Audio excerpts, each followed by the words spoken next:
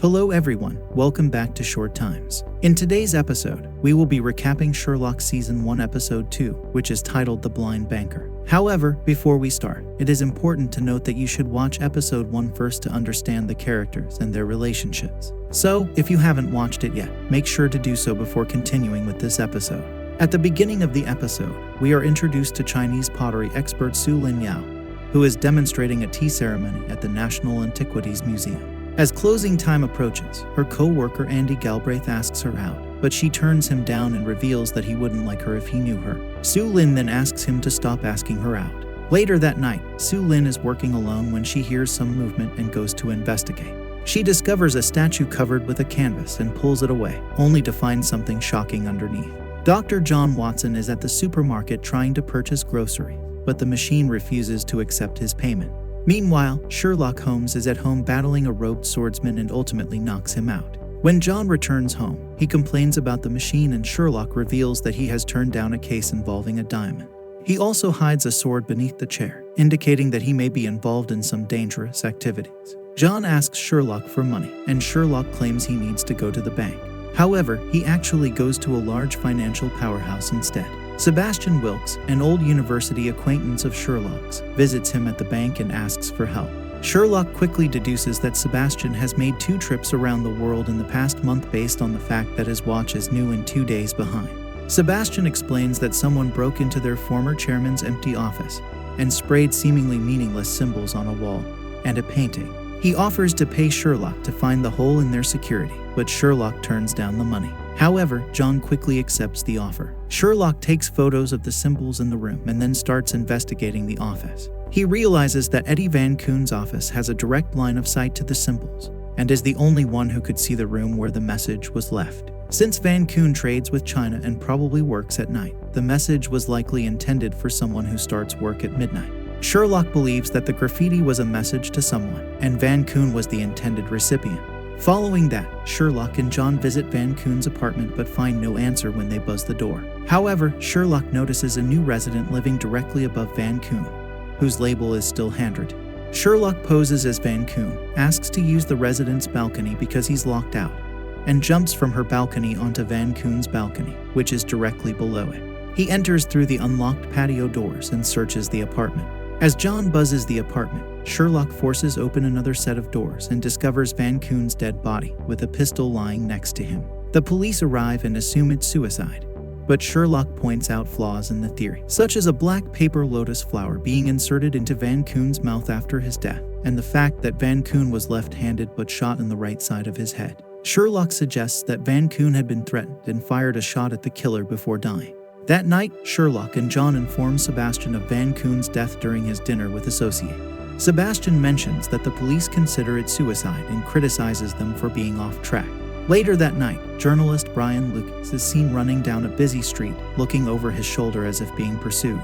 He enters his apartment, locks all the doors, and discovers that someone has searched the place. Breathless and startled, he turns to see something shocking. On the next day, Andy receives news from the museum director that Su Lin has resigned from her job. Andy decides to visit her apartment in Chinatown, but she doesn't answer the door. He leaves a note for her and returns to work. Meanwhile, John applies for a locum position at a local clinic and gets the job after admitting to Dr. Sarah Sawyer that he needs the money. When John returns to 221B Baker Street, he finds Sherlock looking into the case of Brian Lucas, a freelance journalist who was killed in his locked apartment. Sherlock suspects a connection between Lucas' death and Van Koon's death due to the similar circumstances surrounding both cases. Sherlock and John go to Scotland Yard to request access to Lucas' apartment.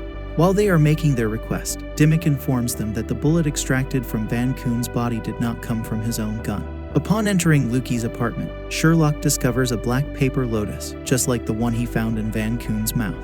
He also notices a skylight and deduces that the killer entered the apartment through it. Sherlock realizes that the killer is able to scale buildings and run along rooftops like a human fly, having done so to kill Van Koon and leave the message at the bank. During their investigation, Sherlock and John find a library book recently checked out by Lucas. They visit the library to find the books that Lucas had borrowed and discover more of the painted graffiti symbols from the bank on the shelf. Sherlock and John are back at their home at 221B, trying to solve the mystery of the symbols found at the bank and library. They conclude that the shooter used the message to threaten Van Koon, who later locked himself in his house and was killed. The shooter then left the message at the library for Lukis, who was also killed. Sherlock realizes that the symbols are ciphers of an ancient code and seeks help from a street graffiti artist named Raz. While Raz identifies the type of paint used, he has no idea what the ciphers represent and agrees to do some inquiries. However, their conversation is cut short by the arrival of 2 community police officers, and Raz and Sherlock run off, leaving John holding the bag with Raz's spray paint. John later returns home annoyed after receiving an ASBO. Sherlock decides to investigate the link between Van Koon and Lukis by tracing Van Koon's footsteps on the day he was killed and asking John to track down addresses from Lukis' diary. He also talks to Van Koon's personal assistant, Amanda, who notes that there was a gap in her boss' schedule on the day he was killed. Amanda reveals that Van Koon was not appreciative of her except for very expensive items, though Sherlock notices a bottle of expensive hand cream that he might have bought for her. Upon examining Van Koon's receipts, Sherlock discovers that Van Koon took a taxi out to the West End but took the London Underground to get back, indicating that he carried a heavy package up the escalator. There is also a receipt from a coffee shop that he stopped at on the way back. Sherlock follows the receipts and runs into John, who is retracing Lukis' steps. Sherlock explains to John that Van Koon must have dropped off a heavy package in this area. John immediately points to the Lucky Cat Emporium, an oriental curio shop across the street, noting that Lukis wrote down the address in his diary. Upon entering the shop, they discover that many of the goods have numbers on them, in the same symbols as the ciphers. Sherlock deduces that the numbers are in Hangzhou numerals, an ancient Chinese numeral system now only used by traders. He determines that the numbers at the bank are 15 and 1. Before leaving the shop, a mysterious woman takes photos of them. Over lunch, Sherlock tells John about a possible motive for the killings. He remembers Seb telling them that Van Koon lost £5 million one week, but made it all back the next. Sherlock suspects that Van Koon was smuggling illegal antiques. Both Van Koon and Lukis had cover careers that made their involvement in smuggling not far-fetched. Van Koon was a businessman making frequent trips to Asia, while Lukis was a journalist writing about China. Both of them could have smuggled items back in their suitcases and used the Lucky Cat as their delivery point. Sherlock believes that one of them stole something from their employer, but since the killer does not know which one took it, he had to kill both of them. Sherlock is distracted when he notices a wet phone book package next to an apartment door adjacent to the Lucky Cat, an apartment that just happens to be Su Lin Yao's. Ignoring John's pleas to open the door, he climbs up the fire escape and goes inside through an open window. Going over the apartment, Sherlock realizes that someone else is inside and is still there. Suddenly, a shadowy figure ambushes Sherlock and chokes him almost to the point of unconsciousness. The attacker drops a black paper lotus on the floor and runs out just when Sherlock is about to pass out. Staggering downstairs, Sherlock opens the door for John and says they need to find Su Lin. He also spots Andy's note, but he is noticeably wheezy from his near-death experience. John asks if he is getting a cold, but Sherlock insists that he is fine. Following that, Sherlock and John talk to Andy, who reveals that Su Lin quit her job and the last thing he remembers is her demonstrating the tea ceremony. While inspecting Su Lin's locker, Sherlock notices a nearby statue with 2 identical ciphers painted in yellow. As they leave, the same woman who had been following them earlier is spotted watching them. Raz then takes them to a tube station where more ciphers are found using the same paint. They split up to search, and Sherlock discovers a discarded spray paint can while John takes a photo of more graffiti on a nearby wall. After returning home, John starts to feel drowsy from lack of sleep. Upon examining the numbers on the ciphers, Sherlock realizes that they are all pairs and were left by the killer as a means of communicating with the thief and demanding the return of the stolen item. Sherlock and John then return to the museum to speak to Andy, and while there, Sherlock notices that one of the teapots Su Lin had been fond of has been recently polished. That night, they find Su Lin in hiding at the museum, who informs them that the code is the work of the criminal organization called the Black Lotus Tong, of which she was once a member. She explains that the killer is her own brother, Zhai Zhu, also known as the Spider. Su Lin shows them a Tong tattoo on the heel of her right foot, which all smugglers for the organization bear, and explains that she had been employed by the Black Lotus Tong after her parents passed away, as she had no other means of survival.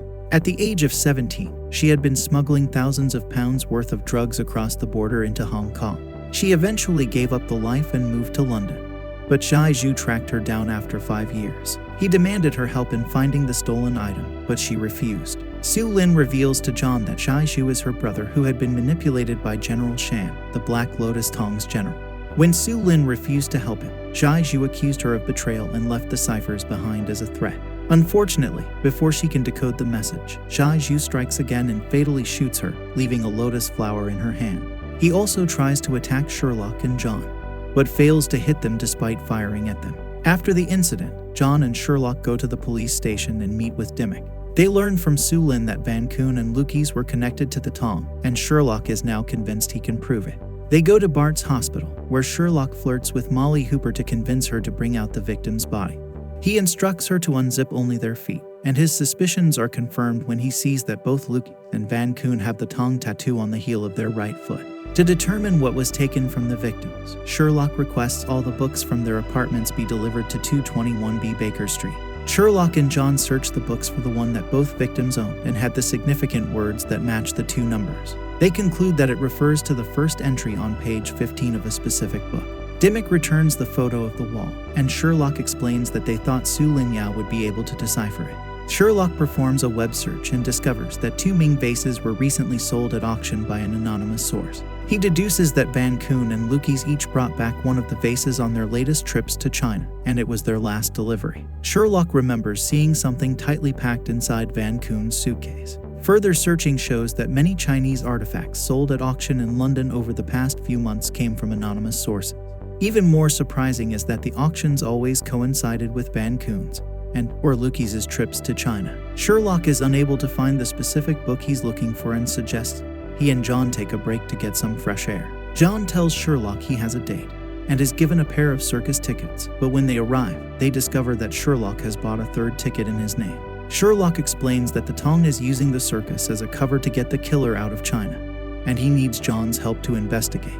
However, John is more interested in spending time with Sarah. In the circus, the group watches a demonstration of Chinese escapology, where a giant crossbow is triggered by an emptying sandbag aimed at the escape artist. Sherlock sneaks away during the next act featuring a masked acrobat who flies on silk robes. He spots the acrobat backstage and recognizes her as Zhai Zhu. After the matron leaves, Sherlock finds a can of spray paint matching the one used in the vandalism. Suddenly, the escape artist attacks Sherlock with a sword, and John and Sarah come to his rescue. Sarah hits the attacker with a stick, and Sherlock sees a Tong tattoo on the attacker's foot, similar to those found on the previous victim.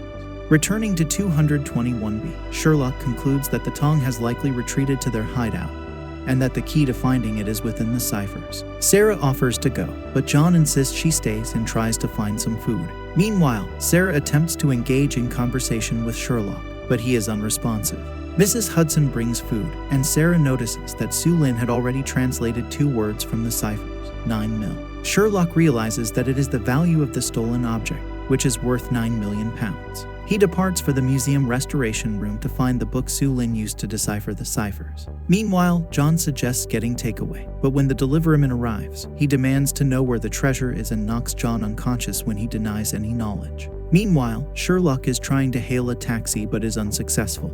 He notices a pair of German tourists using an AZ London guide and remembers seeing the same book at Van Koon's and Lukis' apartments. Sherlock deduces that both Van Koon and Lukis had the same book, which holds the answer to the code he's trying to solve, and it can be found on the first entry of page 50.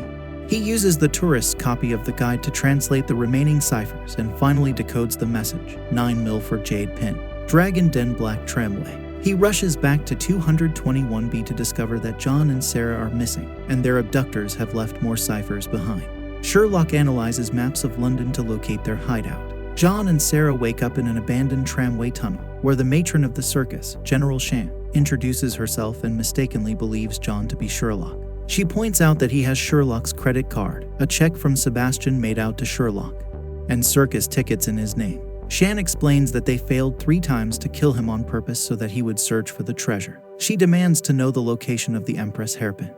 When John denies any knowledge, they threaten to kill Sarah using a circus crossbow and a failed escapology performance. Sherlock arrives, knocks out one of the guards, and warns Shan of the danger of a ricocheting bullet. He kicks over a barrel to provide light and tries to untie Sarah, but Zhai Zhu strangles him with a silk rope. John manages to knock over the crossbow, which impales Zhai Zhu instead. Shan runs off, and Sherlock frees Sarah, while John reassures her that their next date would not be as eventful. When the police arrive, Sherlock lets Dimmock take the credit, and Dimmock realizes who he owes. The next day, Sherlock and John return to the bank, where Sherlock explains that when Van Koon and Lukis smuggled the Ming vases, Van Koon also stole a jade hairpin worth £9 million. John questions how Sherlock knows that Van Koon stole the hairpin and not Lukey's, considering Zhu did not know. As Seb hands John a check for finding a hole in their security, Sherlock talks to Amanda and reveals that she had an affair with Van Koon. He deduces this based on an almost empty bottle of scented hand soap in Van Koon's bathroom and the fact that it's the same brand as the hand cream Amanda has on her desk. She admits to the affair but says that it ended because Van Koon took her for granted and frequently left on trips to China on short notice. Amanda tells Sherlock that Van Koon bought her a hairpin as a present to make up for his absence. When she gives the hairpin to Sherlock, he reveals its true value and tells Amanda that Van Koon likely stole it. Amanda runs off in shock.